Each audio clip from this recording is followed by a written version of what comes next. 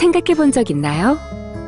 수자원을 지키고 홍수와 가뭄으로부터 우리를 지키는 고마움.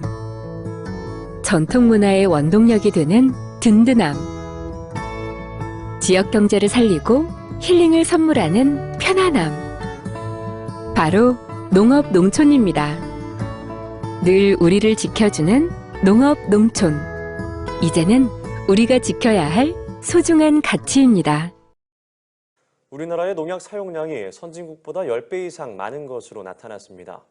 하지만 곡물 자급률은 꼴찌 수준이고 농축산물 무역수지 적자는 매우 큰 것으로 나타났습니다.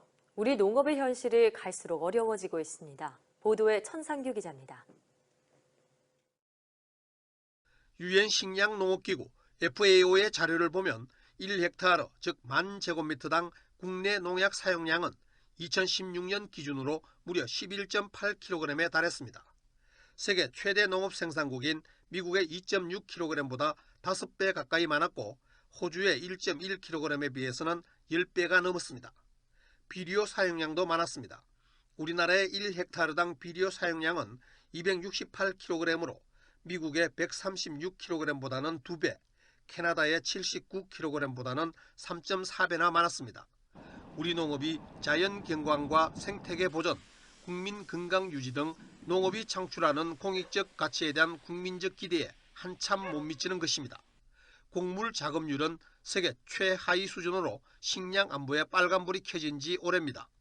2015년부터 2017년까지 3년간 곡물 자급률은 전체 수요의 23%에 그쳤습니다.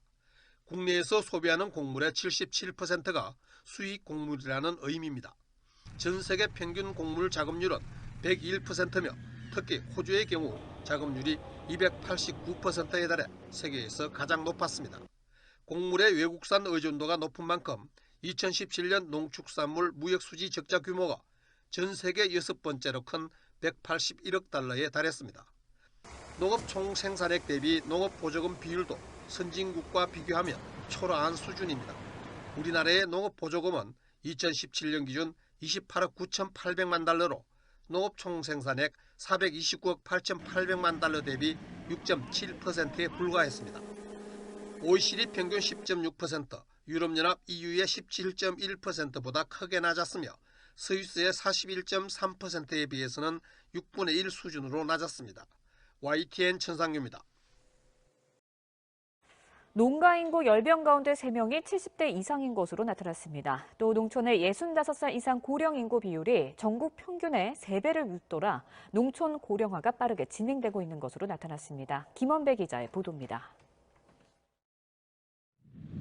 통계청에 따르면 지난해 12월 1일 기준으로 농가는 104만 2천 가구, 농가 인구는 242만 2천 명으로 집계됐습니다.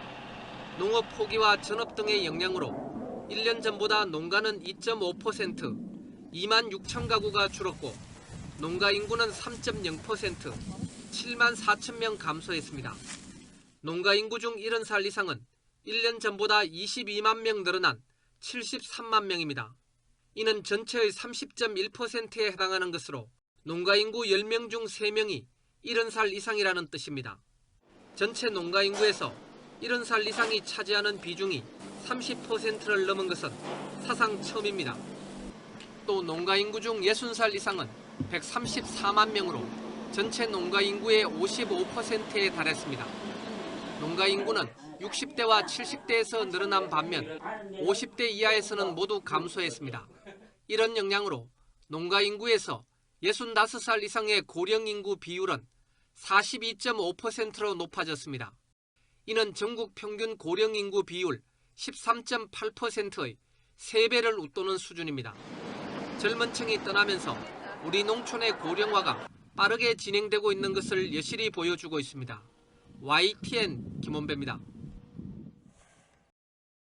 봄방학이 끝나고 새 학기가 시작되면서 교정은 모처럼 분주한 모습입니다. 하지만 농촌 지역은 학생 수 감소로 폐교되는 초등학교가 계속 늘어나는 실정이어서 대책 마련이 시급합니다. 보도에 강동엽 기자입니다. 새롭게 문을 연 전주의 한 초등학교. 학생들이 부모의 손을 잡고 기대감 속에 교문으로 들어섭니다. 학생들이 모이면서 교정은 활기가 넘치고 교실을 배정받고 새 친구와 얼굴을 마주하는 모습은 3월에 익숙한 풍경입니다. 이게 초등학교에 입학하게 됐는데 어때요? 기분이 좋아요. 친구들하고 사이좋게 지내고 싶어요. 하지만 일부 농촌 지역 학교의 사정은 딴판입니다. 익산의 한 초등학교. 새 학기가 시작됐지만 어떠한 안내 문구도 없고 교정은 이처럼 썰렁하기만 합니다. 학교가 지난달 폐교됐기 때문입니다. 50여 년 동안 지역 교육을 책임지며 1,500명이 넘는 졸업생을 배출했지만 입학생이 또 끊기면서 역사 속으로 사라진 겁니다. 문제는 폐교된 초등학교가 도내에만 300곳이 넘는다는 데 있습니다. 출산율 저하와 인구 유출이 심해지고 있기 때문인데 실제로 올해 입학생은 지난 2000년 입학생의 절반 정도 수준에 불과합니다. 작은 학교를 지켜가는 방향으로 목표 설정해야 한다고 생각됩니다. 지역 공동체 구성원들이 합의를 도출해서 마을과 함께 가는 교육의 현장으로 이끌어가는 게 아이들의 웃음소리가 점점 사라지고 있는 새학기 농촌의 풍경이 전북의 또 다른 고민이 되고 있습니다. MBC 뉴스 강동엽입니다. 코로나19의 전 세계적인 확산에 지구촌이 비상사태에 놓였습니다. 이에 주요 식량 수출국들이 자국 농산물의 해외 반출을 금지하고 나섰는데요. 전 세계적인 재난 상황이 닥치면서 식량 안보의 중요성이 다시 부각되고 있습니다. 강창호 기자입니다. 코로나19의 전 세계적인 확산에 식량 안보가 주목받고 있습니다. 주요 식량 수출국들이 잇따라 곡물 등 주요 먹거리의 해외 반출을 금지하고 나섰기 때문입니다. 캄보디아는 5일부터 흰쌀과 벼 수출을 금지하기로 했습니다. 훈센 캄보디아 총리는 코로나19로 인한 식량 안보 위기에 따른 조치라고 설명했습니다. 캄보디아는 연간 쌀 50만 톤가량을 수출하는 것으로 알려졌습니다. 이에 앞서 세계 3위 쌀 수출국인 베트남도 지난달 24일부터 쌀 수출을 중단했습니다. 베트남 내 쌀이 부족해질 수 있다는 우려가 제기됐기 때문입니다. 지난해 베트남이 중국과 필리핀, 아프리카 등지로 수출한 쌀은 모두 637만 톤에 달합니다. 러시아는 6월까지 3개월 동안 밀을 포함한 일부 곡물의 수출을 제한하는 방안을 추진 중에 있습니다. 코로나19의 여파로 곡물 수급이 여의치 않고 가격이 폭등세를 이어가고 있기 때문입니다. 중국은 수출 금지 조치를 내리지는 않았지만 쌀 수매를 사상 최대 규모로 확대하면서 수출 물량이 줄어들 것으로 전망됩니다. 코로나19 사태로 농산물의 반출을 중단하는 국가는 점차 늘어나는 추세입니다. 주요 수출국이 잇따라 식량 수출을 중단하거나 제한하자 지구촌 곳곳에서 식량 위기가 발생할 수 있다는 우려의 목소리가 나옵니다. 압돌리자 아바시안 UN 식량농업기구 수석 이코노미스트는 코로나19로 국가 간 물자 이동이 어려워져 공급 쇼크가 일어날 수 있다며 새로운 현상으로 예측 불가능한 거대한 위험이라고 경고했습니다. 우리나라도 이 같은 상황에서 자유롭지 못합니다. 우리나라 곡물 자급률은 2018년 기준 21.7%에 불과합니다. 우리나라에서 소비되는 곡물의 78%가 외국산이라는 뜻으로 OECD 최하위권 수준입니다. 곡물 외에도 우리나라의 농산물 수입량은 만만치 않습니다. 농림축산식품부 조사에 따르면 2018년 기준 우리나라 농림축산식품 수입 실적은 약 50조 3,679억 원에 달합니다. 전문가들은 이번 코로나19 확산이 보여준 위기 상황을 교훈 삼아 우리나라의 식량 안보에도 주의를 기울여야 한다고 주장합니다. 식량 안보의 지표가 어떻게 식량을 쉽게 조달할 수 있느냐도 들어가 있었잖아요. 네. 그렇지 못한 시기가 올 수도 있는 거고 현재는 그런 시기가 우려되는 시기가 올 수도 있다. 코로나19가 낳은 전 세계적 비상사태로 인해 식량 안보 위기가 현실이 되고 있습니다. MBS 뉴스 강창호입니다. 한국전력공사가 쌓여가는 적자를 줄이겠다며 농사용 전기요금 인상을 우선적으로 고려하고 있습니다. 하지만 농민들은 가뜩이나 어려움에 처한 농업을 벼랑 끝으로 내모는 격이라며 반발하고 있습니다. 보도에 서승신 기자입니다. 남원의 한 RPC 미국 종합 처리장입니다. 벼를 건조부터 저장, 도정까지 하면서 해마다 1억 원가량을 전기 요금으로 내고 있는데 요즘 걱정이 태산입니다. 최근 한전이 농사용 전기요금의 인상을 고려하고 있다고 밝혔기 때문입니다. 현재 또한 적자가 연간 한 3억 정도 이상 발생이 되고 있습니다. 거기다 이제 전기료마저 더 비용이 가중된다면은 5천에서 7천만 원 정도 적자가 더 증가될 걸로. 올해 상반기 기준 한전의 누적 적자액은 1조 2천억 원대로 추정됩니다. 한전은 적자를 줄이겠다며 현재 원가의 30% 수준인 농사용 전기요금을 올리겠다는 입장입니다. 여론이 좋지 않자 일단 확정된 게 없다며 한 발 물러서는 분위기지만 여전히 인상을 검토하는 것으로 알려졌습니다. 농민과 농민단체는 즉각 반발하고 나섰습니다. 한전의 전체 전력 판매량 가운데 농사용이 차지하는 비중은 고작 3.5%, 전혀 경영 개선에 도움이 되지 않는다고 주장합니다. 오히려 WTO 개발도상국 주의 포기 등으로 가뜩이나 어려움에 처한 농업을 벼랑 끝으로 내모는 격이라고 비판했습니다. 생산비가 폭증하면 농산물 가격이 폭증을 해야 하는데 또 그러지도 않는 구조이지 않습니까? 그래서 농민들의 생산비는 과다하게 들고 농산물 가격은 떨어지는 이중 고역을 치를 것으로. 한전이 조만간 새로운 전기요금 체계 개편안을 내놓을 것으로 전해진 가운데 어떤 결정을 내릴지 주목됩니다. KBS 뉴스 서승씨입니다. 도시 주민의 절반 가까이가 은퇴 뒤에 귀농, 귀촌을 생각하고 있는 것으로 조사됐습니다. 최기성 기자가 보도합니다. 미어터지는 지하철 출퇴근길, 꽉 막혀 답답한 도로, 야근과 고된 업무. 팍팍한 도시에서의 삶은 늘 피곤의 연속입니다. 이 때문에 건강하고 자유로운 생활을 위해 귀농과 귀촌을 생각하는 도시민이 늘고 있습니다. 농촌경제연구원의 조사를 보면 도시민의 47%는 은퇴 후 귀농이나 귀촌 의향이 있다고 답했습니다. 1년 전보다 8%포인트 늘었습니다. 귀농과 귀촌을 생각하는 주된 이유로는 58%가 자연 속에서 건강하게 생활하기 위해서라고 답했습니다. 귀농과 귀촌 의사가 없다는 응답이 더 많았지만 1년 전과 비교하면 6%포인트 줄었습니다. 귀농과 귀촌에 가장 필요한 것은 60%가 수입원이라고 답했고 마음의 준비와 이주자금, 귀농, 귀촌 관련 정보 등이 뒤를 이었습니다. 전문가들은 은퇴 후 도시를 떠나 귀농과 귀촌을 꿈꾸는 인구가 늘어남에 따라 정부와 지자체가 맞춤형 지원 정책을 마련해야 한다고 조언합니다. YTN 최기성입니다.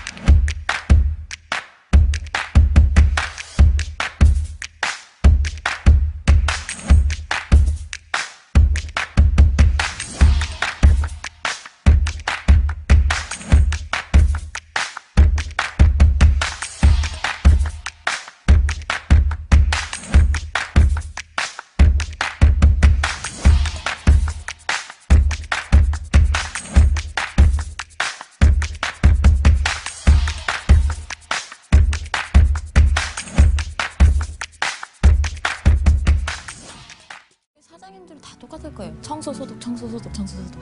진짜 깨끗하게 해야 되거든요. 근데 깨끗하더라. 한마디. 네, 거기 정말 뭐 애들이 없어서 한가하고 깨끗하더라. 근데 이거는 애들이 없죠. 장사하시면 안 되셨나? 좋은 것도 아니고 안 좋은 것도 아니고. 근데 그리고 나서 약간 영향이 있어요? 그렇게 이렇게 애들이 없다고 하면 우르르 와요. 그러면 또 이제 글이 달리죠. 애들 없다고 해서 갔는데 애들 되게 많더라. 그럼 또 지금 맞아요. 무슨 밀물상물이네. 실시간으로 이렇게 막 업데이트가 되는 거예요. 진짜 영향력이 크구나.